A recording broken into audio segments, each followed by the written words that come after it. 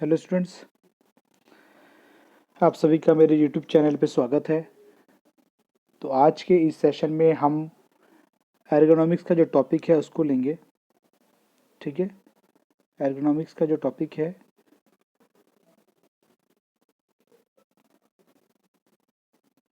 इसको हम डिस्कस करेंगे। ठीक है ना। और एर्गोनॉमिक्स को हम बोलते हैं ह्यूमन इंजीनियरिंग। ठीक है ना। और ह्यूमन इंजीनियरिंग फैक्टर भी इसको हम बोलते हैं। ठीक है ना। तो आज की इस वीडियो में हम एर्गोनॉमिक्स के बारे में डिटेल में पढ़ेंगे, समझेंगे और उसके साथ साथ जो फिर उसके एमसीक्यू क्वेश्चंस को लेंगे एक्सप्लेनेशन के साथ में। तो जो बच्चे डिप्लोमा से हैं, बीटेक से या फिर एएमआई कर रहे हैं कोरस्पोंडेंस, आपका मैकेनिकल में, प्रोडक्शन में, इंडस्ट्रियल इंजीनियरिंग में, एरोनॉटिक्स में या फिर आपका मैकेनिकल मेंटेनेंस में, ऑटोमोबाइल में, तो जितनी भी अलाइड ब्रांचेज है मैकेनिकल की, उन सभी के लिए ये सेशन बहुत इंपॉर्टेंट है। इससे पहले जो मेरे जो है 4 सेशंस और रह चुके हैं, वो भी आप अच्छे से देख सकते हैं। और इससे पहले जो अगर आप जाएंगे मेरे यूट्यूब चैनल पे, तो आपको theory of machine, fluid mechanics, applied mechanics, machine design और आपका जो है क्या नाम है हाइड्रोलिक से भी मिलेगा आपको। ठीक है ना। और कॉम्पिटेटिव एग्जाम्स की बहुत सारी वीडियोस आपको मिलेंगी टेक्निकल की, और जिसमें बायोजेग स्टिल है, इसरो है, आपका सेल का है, ठीक है ना, डीएमआरसी है, डीआरडीओ है। तो इन सभी के लेक्चर्स, कॉम्पिटेटिव एग्जाम से क्वेश्चंस, वो सब आपको मेरे यूट्यूब चैनल पर मिल जाएंगे। तो अगर आप मेरे यूट्यूब चैनल पर जाएँ तो आपको एटलीस्ट 250 to 300 वीडियोज़ आपको मिलेंगी। तो आप उन वीडियोज़ को जा करके देख सकते हैं और अपने प्रिपरेशंस को और एमसीक्यूज टेक्निकल क्वेश्चंस की प्रिपरेशन बहुत अच्छे से कर सकते हैं। क्योंकि मेरा जो चैनल है कम्प्लीटली कोर मैकेनिकल चैनल है, जिसपे आपका टेक्निकल और नॉन टेक्निकल दोनों की प्रिपरेशंस कराई जाती है। तो आज के इस लेक्चर में हम एर्गोनॉमिक्स के बारे में डिटेल में स्टडी करेंगे। ठीक है, एर्गोनॉमिक्स एक्चुअली में होता क्या है। चलिए, तो ये एक छोटा सा लेआउट डायग्राम है जो कि मैंने खुद ड्रॉ किया है थोड़ा आपको समझाने के लिए। तो जो मोटी मोटी बातें हैं वो मैंने इसके अंदर रखी हैं। तो सबसे पहली बात है कि एर्गोनॉमिक्स की जो टर्म है ये एक्चुअल में इसका मीनिंग क्या है। तो अगर अभी हमने ह्यूमन इंजीनियरिंग की बात की है तो एर्गोनॉमिक्स को ह्यूमन इंजीनियरिंग भी कहते हैं, ह्यूमन इंजीनियरिंग फैक्टर में भी आता है ये।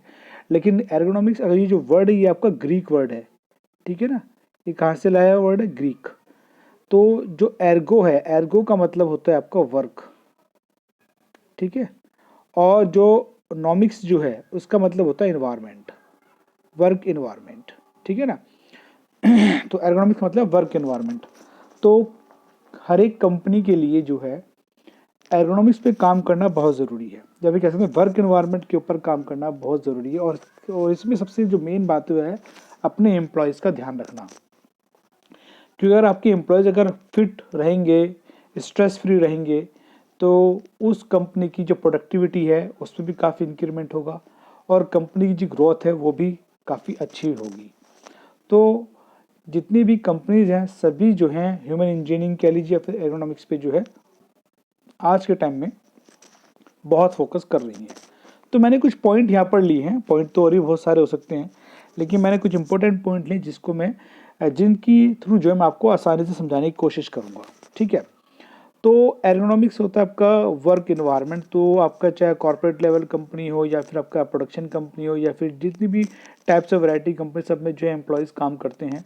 और कंपनीज़ को जो है अपने एम्प्लॉयज़ का ध्यान भी रखना बहुत ज़रूरी है।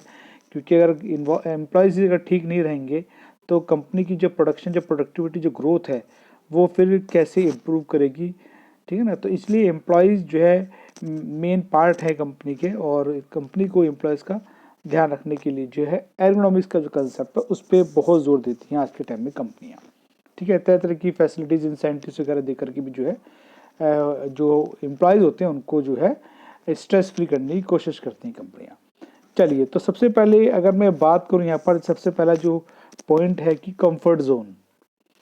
कंफर्ट जोन देने का मतलब यहाँ पर ये है कि जो एम्प्लॉय जो जिस भी वर्क प्रोफाइल पे वो काम कर रहा है वहाँ पर उसका जो इन्वायरमेंट है वो बहुत कंफर्ट रहे। कंफर्ट मतलब ये कि उसको वहाँ पर आसपास जो है हर चीज़ की फैसिलिटी जो है उसको दी जा सके, जिससे कि जो है वो जो भी काम कर रहा है अपना उसको जो है वो कंफर्ट जोन में रह के कर सके। हर चीज़ जो है उसके आसपास जो है मौजूद हो, जिससे कि जो है वो इजीली अपने काम को कर सके।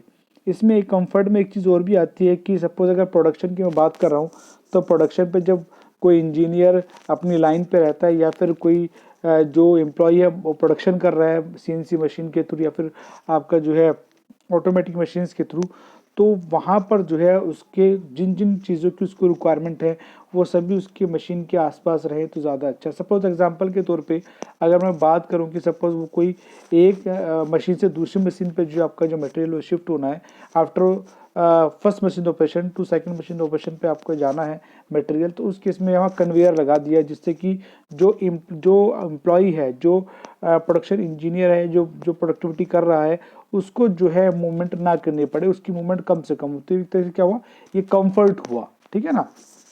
अगर हम इसको और तरीके से लेना चाहें कि अगर कोई बंदा ऑफिस में काम कर रहा है तो वहाँ पर उसको जो है एसी की सुविधा हो, वाटर की सुविधा हो, कॉफ़ी की सुविधा हो, तो ये सारी चीज़ें कंफर्ट जोन में आती है। ठीक है ना, जिससे कि स्ट्रेस जो है कम होता है। ठीक है, चलिए अब इसमें मैं सेकंड पॉइंट लेता हूँ आपका सेफ्टी। सेफ्टी बहुत इंपॉर्टेंट पार्ट है। कोई भी कंपनी है तो उसमें उसके सेफ्टी मेजर्स होते हैं, चाहे वो मशीन को लेकर हो, चाहे वो एम्प्लॉय को लेकर हो, चाहे वो किसी भी पैरामीटर पे हो। तो कंपनियां जो हैं सेफ्टी का बहुत ध्यान रखती हैं और रखना भी चाहिए। एम्प्लॉय का, मशीन का, जो भी उसकी टूल है या जो भी उसकी प्रोडक्टिविटी को बढ़ाते हैं, उन सभी को जो है मशीन कंपनी जो आज के टाइम में सेफ्टी पे फोकस करती हैं और सेफ्टी भी जो है आपका एर्गोनॉमिक्स का ही पार्ट है। ठीक है, नेक्स्ट आपका आता है प्रोडक्टिविटी। मैंने शुरू में भी जिक्र किया तो अब भी जिक्र कर रहा हूँ इसी बात का कि प्रोडक्टिविटी का बहुत गहरा रिलेशन है एर्गोनॉमिक्स के साथ में, क्योंकि अगर आपका एम्प्लॉय जो हर तरीके से खुश है, कंफर्ट है और सेफ्टी भी है उसकी, और उसको जो है स्ट्रेस फ्री अगर वो है, तो जाहिर सी बात है उसका जो इम्पैक्ट पड़ेगा वो फिर कंपनी की जो प्रोडक्टिविटी है, जो ग्रोथ है, उसके ऊपर जो उसका बहुत अच्छा इम्पैक्ट पड़ेगा। ठीक है, अब नेक्स्ट इसके बाद जो टॉपिक लिया वो हमने लिया इसमें आपका प्रोडक्ट डिज़ाइन। अगला जो पार्ट है मैंने प्रोडक्ट डिज़ाइन का लिया है, क्योंकि जब कंपनी फ्यूचर के किसी प्रोडक्ट पे काम कर रही होती है या फिर कंपनी अगर जो कोई प्रोडक्ट है उस पर अगर रिसेंटली काम हुआ है और उसकी मैन्युफैक्चरिंग हो रही है, वहाँ की प्रॉब्लम आ रही है, तो उस प्रोडक्ट डिज़ाइन के लिए कंपनी अगर काम करे तो घंटों घंटों जो है इंजीनियर्स को R&D डिपार्टमेंट में, रिसर्च एंड डेवलपमेंट डिपार्टमेंट में काम करना पड़ता है। तो वहाँ पर उनके लिए किस तरह का इन्वायरमेंट वहाँ रहना चाहिए R&D में, तो वो कंपनी को बहुत फोकस करना पड़ता है, क्योंकि जो R&D डिपार्टमेंट है वो कंपनी का हार्ट है, क्योंकि वही फ्यूचर जो है, जो कंपनी का फ्यूचर बनता है वो R&D डिपार्टमेंट से ही बनता है। तो इसलिए वहाँ पर जो एम्प्लॉय काम कर रहे हैं उनको क्या क्या सुविधा उनको चाहिए, उनको कैसा उनका एनवायरनमेंट रखना चाहिए जिससे कि वो स्ट्रेस फ्री रहें, उनकी थॉट ऑफ थिंकिंग ज़्यादा इम्प्रूव रहे, वो किसी जो है स्ट्रेस में ना पड़े, किसी बीमारी में इन्वॉल्व ना हो। तो वो सारी चीज़ें जो है कंपनी को जो है इसमें सोचना पड़ता है, जिससे कि जो कंपनी फ्यूचर में अच्छा ग्रोथ करे। तो उसके लिए एर्गोनॉमिक्स पे कंपनियां काम करती हैं अपने एम्प्लॉयज़ को, अपनी मशीन्स को और अपनी कंपनी के एनवायरनमेंट को लेकर के।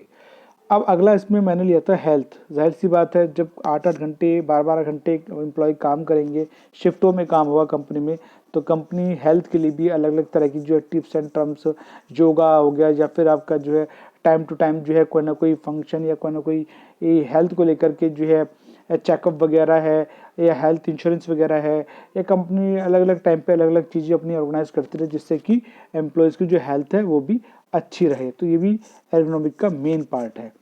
और जो सबसे पहला चीज़ था आपका कंपनी एनवायरनमेंट, तो जाहिर सी बात है जब ये सारी चीज़ें जो हैं कंपनी इन सब चीज़ों पे फोकस करके काम करेगी तो कंपनी का जो एनवायरनमेंट है वो क्या रहेगा, एक्सीलेंट रहेगा। और जब कंपनी का एनवायरनमेंट एक्सीलेंट रहेगा तो जाहिर सी बात है उसकी जो प्रोडक्टिविटी है और उसकी जो ग्रोथ है वो दोनों जो है इम्प्रूव करेगी और एम्प्लॉयज़ जो हैं हैप्पी रहेंगे। तो एम्प्लॉयज़ अगर हैप्पी रहेंगे, कंपनी फ्यूचर में ग्रोथ करती रहेगी, प्रोडक्टिविटी बढ़ती रहेगी और जो है कंपनी जो है फ्यूचर में बहुत आगे तक जाएगी। तो कहने का मतलब ये है कि मोटा मोटा मुझे आपको जो समझाना था वही था, यही था कि एर्गोनॉमिक्स का बहुत इंपॉर्टेंट रोल है हर एक कंपनी के अंदर। ठीक है, आई होप सो इस लेक्चर से आपको काफ़ी डिटेल में अच्छे से समझ में आया होगा। चलिए एक छोटा सा मैंने एक और एग्जांपल लिया है समझाने के लिए आपको कि अगर हम कोई कॉर्पोरेट कंपनी है जहाँ पर जो एम्प्लॉय जो है घंटों घंटों जो है डेस्कटॉप पे या फिर लैपटॉप पे जो बैठ के काम करते हैं, तो वहाँ जाहिर सी बात है पोस्चर का सही होना बहुत ज़रूरी है। देखिए जैसे यहाँ पर मैंने एक एम्प्लॉय को लिया है और वो जो है यहाँ पर देखिए गलत तरीके से बैठा हुआ है, ये आपका रॉन्ग पोस्चर है, ये आपका करेक्ट पोस्चर है।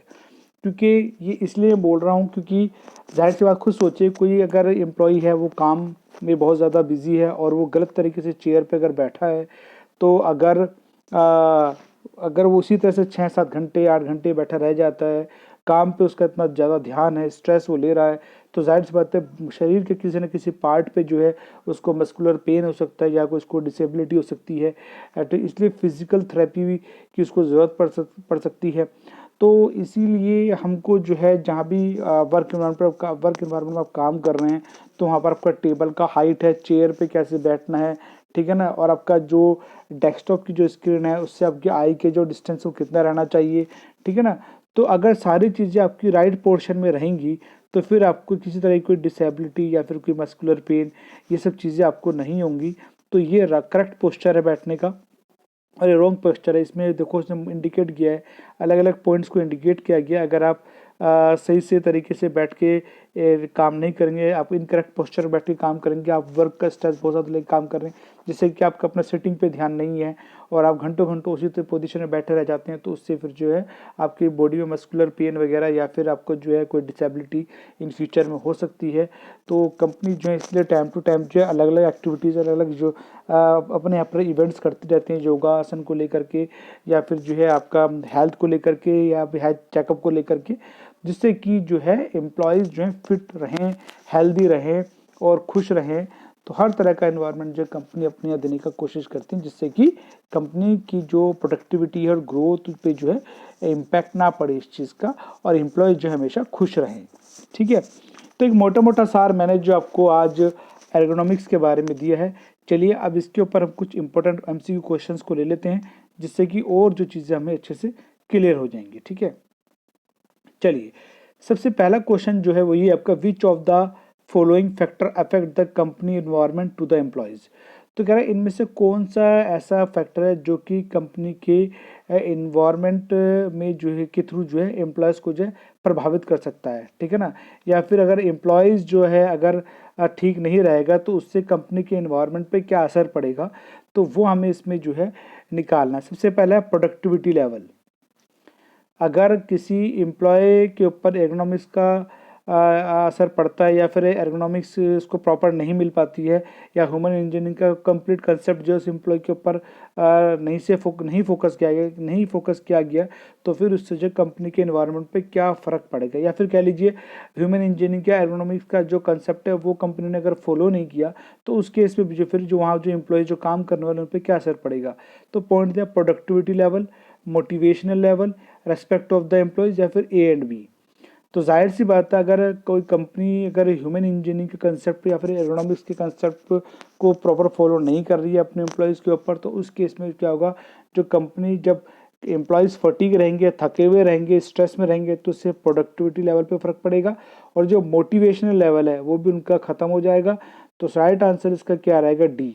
तो इसका ए और बी जो है दोनों ही इसके ऑप्शन होंगे, तो राइट आंसर इसमें जो रहेगा आपका डी रहेगा क्योंकि इसमें दोनों ऑप्शन दिए गए हैं, तो ये असर पड़ेगा। ठीक है ना, तो ये आई होप सो पहला क्वेश्चन आपको अच्छे समझ में आ गया होगा।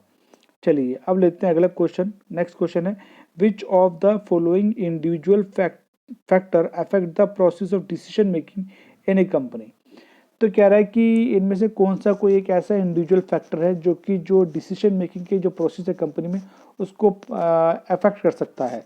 तो इनमें से कौन सा ऐसा जो फैक्टर है जो कि जो डिसीजन मेकिंग की जो प्रोसेस है कंपनी में उसको प्रभावित कर सकता है। तो कंपनी पॉलिसीज़ तो सभी के लिए रहती है, तो ये तो असर नहीं कि इससे कोई फर्क नहीं पड़ेगा। कंपनी पॉलिटिक्स भी हर जगह उसमें रहती है, तो इससे कोई असर नहीं पड़ेगा डिसीजन मेकिंग के ऊपर। कंपनी इकोनॉमिक कंडीशन का जो डिसीजन मेकिंग पे कोई असर नहीं पड़ेगा। पर्सनल वैल्यू ये बहुत ज़्यादा इफेक्टिव है। कोई अगर पर्सनल वैल्यू पे अगर लेके चलता है डिसीजन मेकिंग के टाइम पे, कहीं अगर कोई डिसीजन मेकिंग का वर्क करना है कंपनी को, एक डिसीजन लेना है एक ग्रुप में बैठ करके, कोई अपनी बात को मनवाने के लिए पर्सनल लेवल पे उसको करने लगे, तो उससे क्या होगा, जाहिर सी बात उसका असर पड़ेगा कंपनी के ऊपर। तो इसीलिए जो पर्सनल वैल्यू है ये वो फैक्टर है जिसके कारण जो डिसीजन मेकिंग के प्रोसेस पे बहुत ज़्यादा पड़ेगा किसी भी कंपनी के इस पर। तो राइट आंसर इज डी। ठीक है ना, राइट आंसर इज आपका डी होगा इसके अंदर।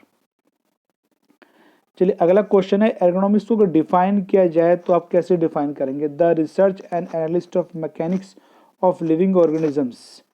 तो नहीं, ये तो प्रॉपर डेफिनेशन नहीं बनी।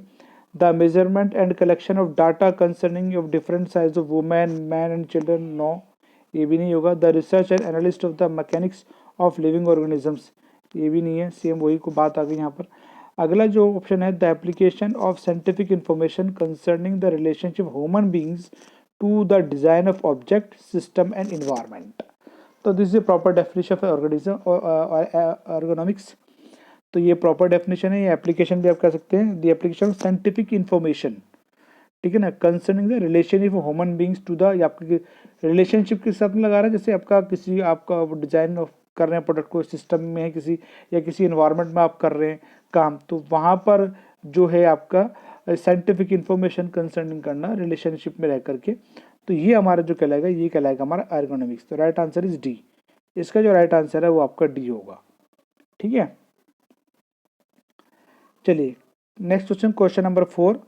इसमें पूछा गया है विच साइकोलॉजिकल फैक्टर अफेक्ट ergonomics। इनमें से कौन सा ऐसा साइकोलॉजिकल फैक्टर है जो कि ergonomics को प्रभावित करता है।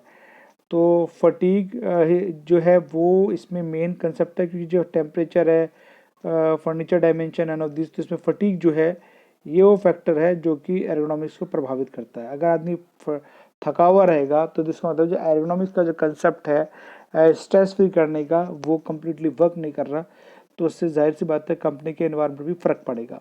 तो इसका राइट आंसर है वो आपका ए आएगा, फटीग। चलिए क्वेश्चन नंबर 5 आपके सामने है, applying scientific information about the relationship of human to their work environment in order to improve work condition to increase efficiency is called. तो पीछे भी ये डेफिनेशन थी कि जो साइंटिफिक इंफॉर्मेशन है किसी भी रिलेशन को लेकर ह्यूमन के उसके वर्किंग एनवायरनमेंट को लेकर इन ऑर्डर टू इम्प्रूव, जिससे कि उसका जो है वर्किंग कंडीशन में इम्प्रूवमेंट हो रहा है, उनकी उसकी एफिशिएंसी में इम्प्रूवमेंट हो रहा है, तो उसे हम क्या कहेंगे। तो ऐसी साइंटिफिक इंफॉर्मेशन जिसमें कि जो ह्यूमन है उसकी जो वर्किंग एनवायरनमेंट है, जिसमें कि आपका इम्प्रूव हो रहा है वर्किंग कंडीशन में, एफिशिएंसी में, तो ऐसी साइंटिफिक इंफॉर्मेशन को आप क्या कहना चाहेंगे। परसेंटाइल रेंज कहेंगे, ergonomics कहेंगे, या फिर एंथ्रोपोमेट्रिक्स कहेंगे, या फिर बोर्डली टॉलरेंस कहेंगे। इसका जो राइट आंसर आपका बी है, उसको हम ergonomics कहेंगे। तो राइट आंसर इज बी, ठीक है। चलिए अगला क्वेश्चन लेते हैं, question number 6। ergonomics is related to human, किससे, कंफर्ट से, सेफ्टी से, बोथ ए एंड बी, या इनमें से कोई नहीं। सही मायनों में इसका राइट आंसर सी होगा, जिसमें कंफर्ट और सेफ्टी दोनों की बात हो तो वो इसका ergonomics का जो है रिलेटेड वर्ड होगा। तो इसमें आपका जो राइट आंसर है वो आपका सी होगा, जिसमें आपका ए और बी, कंफर्ट और सेफ्टी दोनों आ जाते हैं, ठीक है ना। तो ergonomics related to human, comfort and safety. तो राइट आंसर इज सी, ठीक है। Next question, in designing an efficient work place the left hand will cover. अगर हम डिज़ाइनिंग का जो वर्क स्पेस है उसकी बात कर रहे हैं, तो डिज़ाइनिंग वर्क स्पेस में जो लेफ्ट हैंड जो होगा वो क्या कवर करेगा, मैक्सिमम वर्किंग एरिया कवर करेगा, या फिर नॉर्मल वर्किंग एरिया कवर करेगा, मिनिमम कह लीजिए, मिनिमल कह लीजिए वर्किंग एरिया कवर किया, या फिर इनमें से कुछ भी हो सकता है। नहीं, अगर हम डिज़ाइन के एप्लीकेशन से, जहाँ पर डिज़ाइन का जो वर्किंग स्पेस है, वर्क स्पेस जहाँ पर डिज़ाइनिंग का काम होता है, तो वहाँ पर अगर आप देखेंगे तो लेफ्ट हैंड जो होगा वो मैक्सिमम वर्किंग एरिया कवर करेगा। राइट हैंड से आप काम करते हैं, लेफ्ट हैंड से आप जो भी वर्किंग आपको चाहिए, वो डाटा वाटा कुछ भी इधर से उठाना है, तो लेफ्ट हैंड के थ्रू जो मैक्सिमम वर्किंग एरिया को कवर करेंगे। इस तरह से आपको अरेंजमेंट में करना होगा। तो इसका जो राइट आंसर वो आपका ये होगा, मैक्सिमम वर्किंग एरिया कवर करना है, ठीक है ना। चलिए next question, question number 8। What happen when human factor engineering not considered और एड्रेस्ड। तो इसमें कह रहा है कि what happen when human factor engineering, अगर ह्यूमन फैक्टर इंजीनियरिंग को कंसिडर ना किया जाए, एड्रेस ना किया जाए, तो फिर क्या होगा। तो इसमें आपको बताना है, layout do not support logical और डिफरेंट वर्क फ्लो। तो सही बात, जो लेआउट है वो ऑटोमेटिकली जो आपका लॉजिकल जो वर्क फ्लो है उसको सपोर्ट नहीं करेगा। दूसरी बात, access of equipment for ease of operation is limited, और किसी भी इक्विपमेंट के ऑपरेशन को एक्सेस करना जो है वो भी जो है आपका क्या हो जाएगा, लिमिटेड हो जाएगा, अगर आपने ह्यूमन फैक्टर इंजीनियरिंग या फिर ergonomics को फॉलो नहीं किया उस केस में। और थर्ड दिया इसने equipment layout does not support logical sequence of operation. और जो इक्विपमेंट लेआउट जो आपने बनाया है वो भी आपका जो है लॉजिकली सपोर्ट नहीं करेगा सीक्वेंस ऑफ ऑपरेशन को। तो मेरी नज़र में अगर आप एर्गोनॉमिक्स को यूज़ ही नहीं करोगे, या फिर ह्यूमन फैक्टर इंजीनियरिंग आप कह लीजिए इसको, या फिर ह्यूमन इंजीनियरिंग कह लीजिए, तो ये तीनों ही फैक्टर जो है होंगे उसके साथ में उस केस में। तो राइट आंसर डी है इसका। तो राइट आंसर क्या होगा इसमें? डी आएगा राइट आंसर, ठीक है ना। तो राइट आंसर इज डी। चलिए अगला क्वेश्चन है क्वेश्चन नंबर 9। एर्गो जो वर्ड है एर्गोनॉमिक्स में वो कहाँ से लेगी, वो किस वर्ड किस उसका ग्रीक का है, ग्रीक वर्ड है आपका। तो राइट आंसर इसका ए आएगा, ठीक है, ये लिखा हुआ है मैंने। राइट आंसर इसका क्या रहेगा? ए रहेगा, ठीक है। और उसके बाद हम अगला क्वेश्चन ले लेते हैं, which of the following are the benefit of the ergonomics. इसमें से जो है कौन सा जो है एर्गोनॉमिक्स का बेनिफिट है। बेनिफिट क्या लाएगा? तो decrease pain, strengthen muscles, improve mental insight, all of these। so all of these इसका ऑप्शन आएगा, ये मैंने लिखा हुआ है यहाँ पर। तो इसका राइट आंसर डी है, क्योंकि अगर आप एर्गोनॉमिक्स को फॉलो करते हैं तो आपका जो पेन की जो कंडीशन है बॉडी में वो घटेगी, आपकी मसल्स की जो स्ट्रेंथ है वो इम्प्रूव बरकरार रहेगी, या उसमें इम्प्रूवमेंट होगा, उसकी स्ट्रेंथ बढ़ेगी, और आपका जो मेंटल इंसाइट जो वो भी आपका इम्प्रूव करेगा। तो ऑल ऑफ दीज, तो इसमें जो राइट आंसर है आपका डी है। इसमें आपके जो है ये सारे बेनिफिट्स हैं आपके एर्गोनॉमिक्स से। और बाकी जो डिटेल में जो बेनिफिट्स हैं वो मैंने आपको स्टार्टिंग में जो डिटेल में जो लेक्चर दिया था वहाँ पर आपको अच्छे समझ में आ गया होगा। उसके बाद ये जितने भी क्वेश्चंस मैंने आपके सामने रखे हैं ये सभी क्वेश्चंस आपको आसानी से समझ में आ गए होंगे, जो कि एर्गोनॉमिक्स से मैंने लिए थे। ओके स्टूडेंट्स, तो अब जो है हम मिलते हैं नेक्स्ट वीडियो में और क्वेश्चंस के साथ में। और आप जो है मेरे चैनल को सब्सक्राइब करें, मेरी वीडियो को लाइक करें, शेयर करें अपने फ्रेंड सर्कल्स में, जिससे कि उनकी भी प्रिपरेशन और अच्छे से स्ट्रॉन्ग हो सके। आई होप सो आपको जो एर्गोनॉमिक्स का टॉपिक अच्छा लगा होगा, और आपको काफ़ी कुछ इस लेक्चर से समझ में आया होगा कि एर्गोनॉमिक्स क्या होता है, ह्यूमन इंजीनियरिंग क्या होती है, या फिर ह्यूमन इंजीनियरिंग फैक्टर किसे कहते हैं। तो मिलते हैं नेक्स्ट लेक्चर में एक नए टॉपिक के साथ में। Okay, thank you.